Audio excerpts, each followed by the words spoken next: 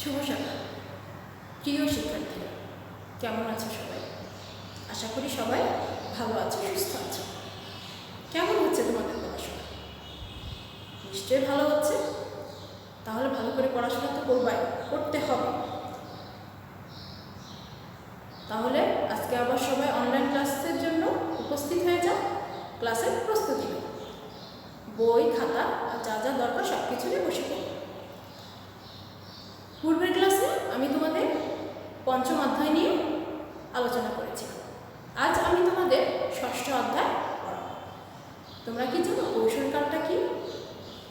কৌশলকাল হচ্ছে সাধারণত 10 বা 11 বছর বা শৈশবে শেষ পর্যায়ের পর থেকে প্রাপ্তবয়সের পূর্ব অর্থাৎ 18 বছর পর্যন্ত সময়কে কৌশলকাল বলা হয়। বয়সকে আবার বয়সন্ধিক্ষণ বলা হয়। তা এই যে সময়টা, এই সময়ে কিছু পরিবর্তন হয়, শারীরিক, মানসিক, সামাজিক, নৈতিক বিভিন্ন পরিবর্তন হতে পারে। তাহলে এই যে পরিবর্তনগুলো, এই পরিবর্তনের প্রেক্ষিতে আমি আজকে পড়াবো কৈশোরকালীন বিকাশ সম্পর্কে। দেখো আজকে আমাদের পাঠ্য বিষয় হচ্ছে কৈশোরকালীন বিকাশ। তাহলে সবাই কারস্থ বিজ্ঞান বই বের করো, ষষ্ঠ অধ্যায় কৈশোরকালীন বিকাশ। দেখো এখানে পাঠ 1-এ আছে শারীরিক বিকাশ সম্পর্কে। আমি প্রথমেই বলে নিয়েছি কৌশলকাল কি। আমি আবারও বলছি, দেখো সাধারণত 10 বা 11 বছর বা শৈশবের শেষ পর্যায়ের পর থেকে প্রাপ্তবয়সের পূর্ব অর্থাৎ 18 বছর পর্যন্ত হচ্ছে কৌশলকাল। এই বয়সকে আবার বয়সন্ধিক্ষণও বলা হয়। তাহলে এখানে আমরা প্রথমেই পাঠ 1-এ পড়ছি শারীরিক বিকাশ। তাহলে শারীরিক বিকাশ বলতে দেহের পরিবর্তন ও আকার আকৃতির বৃদ্ধিকে বোঝায়। শারীরিক পরিবর্তনের কিছু সাধারণ বৈশিষ্ট্য যা সবার মধ্যে বিদ্যমান থাকে। এ সময় বছরের উচ্চতা 7 থেকে 14 বা 15 সেন্টিমিটার পর্যন্ত, 3 থেকে 5-6 ইঞ্চি পর্যন্ত বাড়তে পারে। সাধারণত মেয়েরা 18 বা 19 বছর পর্যন্ত এবং ছেলেরা 20 বা 21 বছর পর্যন্ত উচ্চতা বাড়তে থাকে। এ বয়সে তাদের ওজন বাড়লেও উচ্চতা বাড়ার জন্য তাদেরকে ক্ষীণকায় দেখায়। বুঝছো? তাদেরকে কেমন দেখায়? ক্ষীণকায় দেখায়, লম্বা হয়ে যায়। লম্বা হয়ে যাওয়ার সাথে সাথে তাদেরকে দেখা যায় যে ক্ষীণ দেখা যায়, ক্ষীণকায় দেখা যায়, মানে লম্বা হতে থাকে এবং তাদের পরিবর্তনটা লক্ষ্য করা যায়।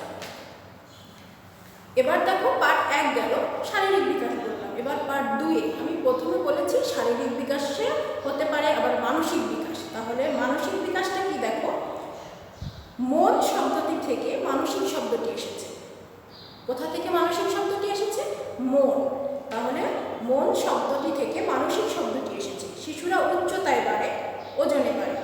বয়স বাড়ার সাথে সাথে তারা কথা বলতে শেখে, মনে রাখতে শেখে। আস্তে আস্তে কি করে বলতো?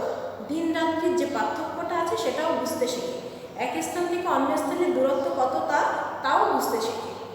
আমাদের বুদ্ধি আছে বলেই কিন্তু আমরা কাজ করতে পারি, পরিবেশের সাথে কি করতে পারি? খাপ খাওয়াতে পারি। এগুলো সবই হচ্ছে মানসিক ক্ষমতা বা মানসিক বিকাশ। তাহলে মানসিক বিকাশ বলতে কি বোঝায়? দেখো শিশু বিভিন্ন অঙ্গ প্রত্যঙ্গের ব্যবহার, ভাষার প্রকাশ, চিন্তা শক্তি, বোঝার ক্ষমতা ইত্যাদি ক্ষেত্রে ধীরে ধীরে অধিক ক্ষমতা অর্জনকেই বোঝায় হচ্ছে মানসিক বিকাশ। তাহলে এই যে মানসিক বিকাশ, এখান থেকে কি হয়? শিশুরা কি হয়?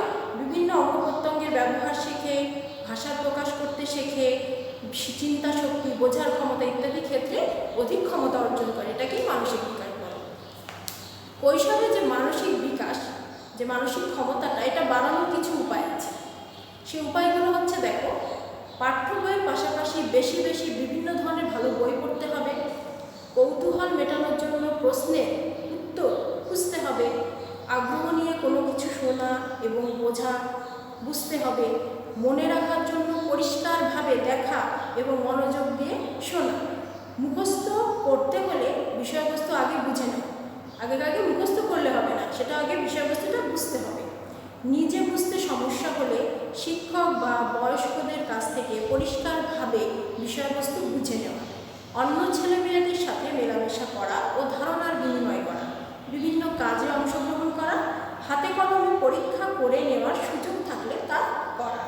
দলীয় আলোচনার মধ্য দিয়ে নিজের করণীয় বুঝে নেওয়া, আমাদের চারপাশের কোথায় কি ঘটছে তা জানার আগ্রহ থাকা ও জানা, মানে চারপাশে যে ঘটনাগুলো ঘটছে তা জানার আগ্রহ থাকতে হবে এবং সেগুলো আগ্রহ থেকে কি করতে হবে, জানতে হবে। এটা গেল কৈশোরে মানসিক ক্ষমতা বাড়ানোর কিছু উপায়, নিশ্চয়ই বুঝেছ। এবার পার্ট 3-এ যাও। পার্ট 3-এ আছে দেখো আবেগ। কৈশোরে আবেগটা কি? দেখো আনন্দ, রাগ, ভয়, ভালোবাসা, হাসি, কান্না আমাদের কিন্তু প্রতিদিনের সঙ্গী। এটা কি আমাদের প্রতিদিনের সঙ্গী, যার নাম কি আবেগ। এর নাম কি জানো? এগুলো সব আবেগ।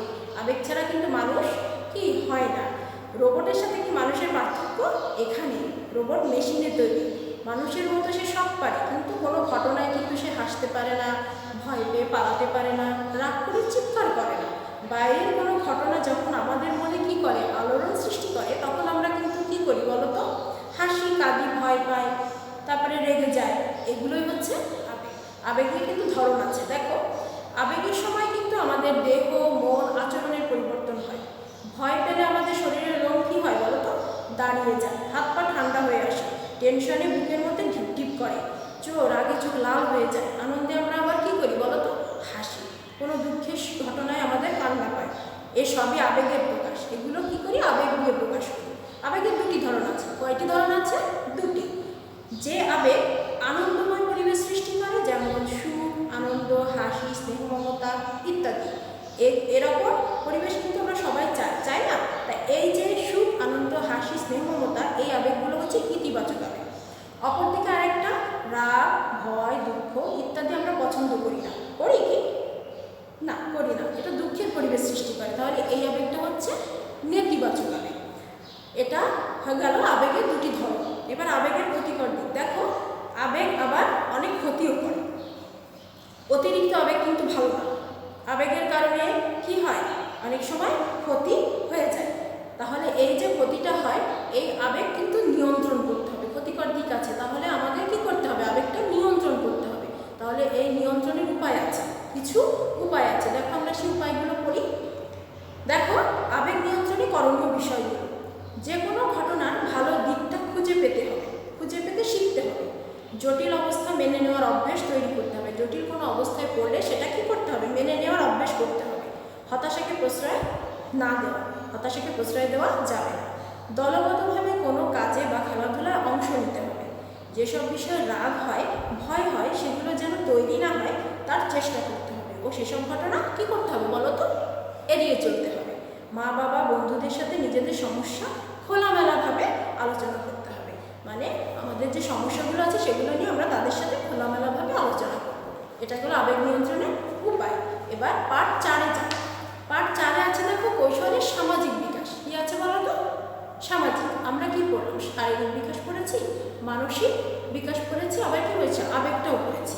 এবার দেখো সামাজিক বিকাশ। বয়স বাড়ার সাথে সাথে আমাদের কিন্তু আচরণটা বদলায় যায় না? হ্যাঁ, যায়। চারপাশের মানুষ আমাদের কাছে বয়স অনুযায়ী সঠিক আচরণ কিন্তু আশা করে। সামাজিক বিকাশ হলো বয়স অনুযায়ী আচরণ করতে শেখা। বয়স অনুযায়ী কি করতে? আচরণ করতে শেখায় সামাজিক বিকাশ। যেমন সকলের সাথে মেলামেশা করা, সমবয়সীদের সাথে খেলা করা, যারা একই বয়সী, বয়স্কদের সম্মান করা, বড়দের, বয়স্ক মানে কি? বড়দের সম্মান করা, ছোটদের স্নেহ করা ইত্যাদি।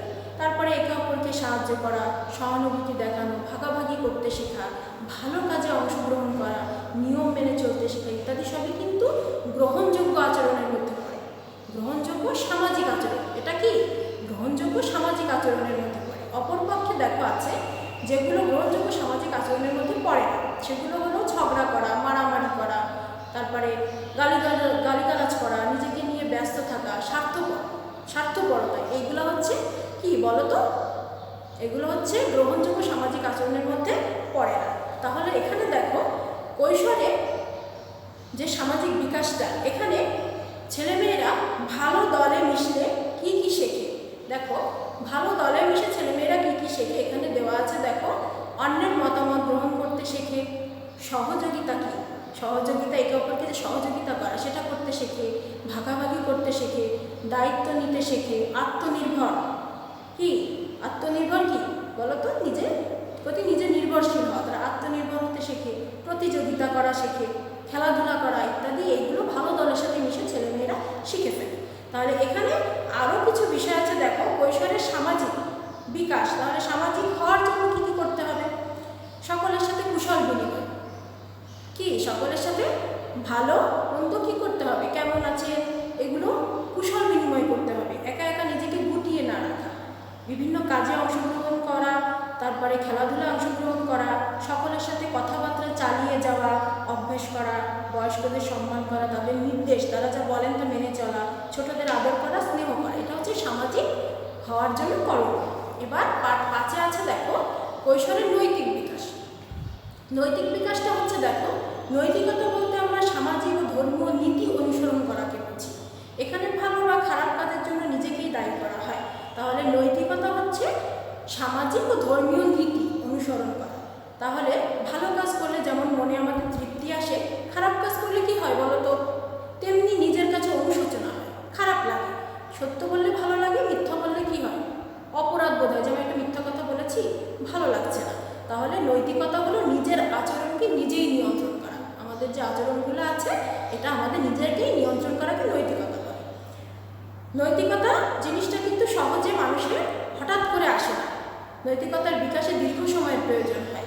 তাহলে শিশু যে অবস্থায় থাকে, শিশু অবস্থায় থেকে পরিবার থেকে ভুল ও সঠিক আচরণের ধারণা কিন্তু তৈরি হয়ে যায়। মা বাবা, ভাই বোন, পরিবারের অন্যান্য সদস্যরা যে কাজ করতে নিষেধ করে সেটা খারাপ কাজ, এবং যে কাজ করলে খুশি হন বা প্রশংসা করে সেটাই হচ্ছে ভালো কাজ। তাহলে এভাবেই ভালো মন্দ কাজের ধারণা তাদের মধ্যে তৈরি হয়ে যায়। তাহলে এটা হচ্ছে নৈতিক বিকাশ। তাহলে এখানে আরও একটু কিছু জিনিস আছে দেখো, আমরা খেয়াল করি কৈশোরের কিছু খারাপ আচরণ আর ভালো আচরণ সম্পর্কে। নৈতিকতা সম্পর্কে তো জানলে, এবার ভালো ও খারাপ আচরণ দেখো। গৃহে খারাপ আচরণ, বিদ্যালয়ে খারাপ আচরণ। তাহলে এখানে আলাদাভাবে ছক করে দেওয়া আছে দেখো, ভাই বোন একে অপরের গৃহে যে খারাপ আচরণটা সেটা পড়ছি আমি।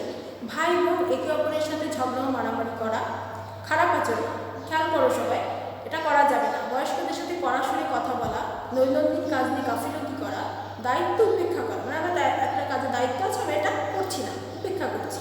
মিথ্যা বলা, অন্যকে দোষারোপ করা, কারো জিনিস নষ্ট করা, চুরি করা। এবার বিদ্যালয় খারাপ আচরণ, সহপাঠীতে কিছু চুরি করা, এটা খুবই খারাপ। মিথ্যা বলা, ধোঁকা দেওয়া বা ঠকানো, ঠাট্টা করে অন্যকে বিরক্ত করা, সহপাঠীর সাথে মারামারি করা, গালি দেওয়া, স্কুলের জিনিস নষ্ট করা, স্কুল পালানো, ধূমপান অথবা মাদকদ্রব্য সেবন করা, এগুলো হচ্ছে আলাদা আলাদা আচরণগুলো পড়লাম। তাহলে প্রিয় শিক্ষার্থীরা, আজকে আমরা পড়েছি ষষ্ঠ অধ্যায়। ষষ্ঠ অধ্যায় আমরা প্রথমেই পড়লাম কৌশলকালটা কি, তাই তো? তারপরে কি পড়লাম? শারীরিক বিকাশ সম্পর্কে কিছু পড়লাম। তাহলে শারীরিক বিকাশ সম্পর্কে তোমরা তো বুঝেছো কিছু। মানসিক বিকাশ, মন শব্দ থেকে মানসিক শব্দটি আসে, তাহলে মানসিক বিকাশটা কি সেটা পড়লাম। তারপরে কৈশোরে মানসিক ক্ষমতা বাড়ানোর কিছু উপায় আছে, এটা জেনেছো। কৌশলের আবেগ, আবেগ কয় ধরনের? 2 ধরনের, ইতিবাচক আবেগ, নেতিবাচক আবেগ। আর আবেগ কিভাবে নিয়ন্ত্রণ করা যায়? কৈশোরে সামাজিক বিকাশ পড়লাম, বিকাশটা কি? কৈশোরে ভালো দলে মিশে ছেলেমেয়েরা কী কী শিখতে পারে? তারপরে কৈশোরে সামাজিক হওয়ার জন্য কী কী করণীয় থাকতে পারে? কৈশোরের নৈতিক বিকাশ সম্পর্কে পড়লাম, নৈতিকতা কি সেই সম্পর্কে পড়েছি, তাই তো? নিশ্চয়ই বুঝেছো তোমরা সবাই। তাহলে প্রিয় শিক্ষার্থীরা, তোমরা কিন্তু অবশ্যই বইটা কী করবা? রিডিং করবা। রিডিং পড়লে কি করতে হবে বলো তো? রিডিং পড়লে বহু নির্বাচনী প্রশ্নের উত্তর দিতে সোজা হবে। তাহলে অবশ্যই কি হবে, কি করবে? অবশ্যই রিডিং করবে। আর তোমাদের বাড়ির কাজ থাকবে, দেখো এখানে 54 পৃষ্ঠায় আছে 2টি সৃজনশীল প্রশ্ন। সবাই 54 পৃষ্ঠায় যাও, দেখো 2টি সৃজনশীল প্রশ্ন আছে। 54 পৃষ্ঠায় 2টি সৃজনশীল প্রশ্ন।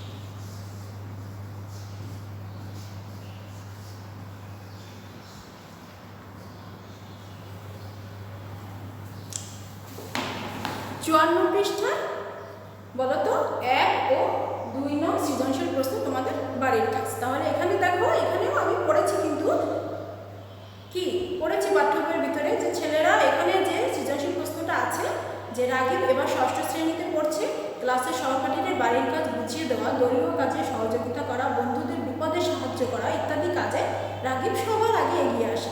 এই কারণে ক্লাসে সবাই তাকে পছন্দ করে। এই যে অনুচ্ছেদটি আছে এখান থেকে প্রশ্ন উত্তর করতে হবে। তাহলে ছেলেরা কত বছর বয়স পর্যন্ত উচ্চতায় বাড়ে আমি পড়েছি। মানসিক বিকাশ বলতে কি বোঝায়, রাগিবের আচরণে কোন ধরনের বিকাশ লক্ষ্য করা যায় এটা ব্যাখ্যা করতে হবে। বিভিন্ন দলে মিলে কাজ করার মাধ্যমে রাগিবের মতো চরিত্রের অধিকারী হওয়া যায়, এ বিষয়ে তুমি কি একমত? উত্তরের সপক্ষে যুক্তি দাও। এই অনুচ্ছেদটি পুরো উত্তর করতে হবে। এবার 2 নম্বরে আছে সাজু এবার ষষ্ঠ শ্রেণীতে পড়ছে, কিছুদিন ধরে তার মা লক্ষ্য করছে সে ছোট বোনের সাথে সারাদিন ঝগড়া মারামারি করে, পড়তে বসতে বললে রেগে যায়, জিনিসপত্র ছোড়াছুড়ি শুরু করে।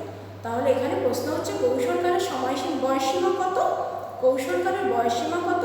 নৈতিক বিকাশ বলতে কি বোঝায়, সাজুর আচরণে কিসের বৈশিষ্ট্য লক্ষ্য করা যায় ব্যাখ্যা করো। আর সাজুর বয়সী কিশোর কিশোরীরা কিভাবে এ ধরনের আচরণের পরিবর্তন ঘটাতে পারে বুঝিয়ে দিতে। তাহলে পারবে নিশ্চয়ই শিক্ষার্থীরা।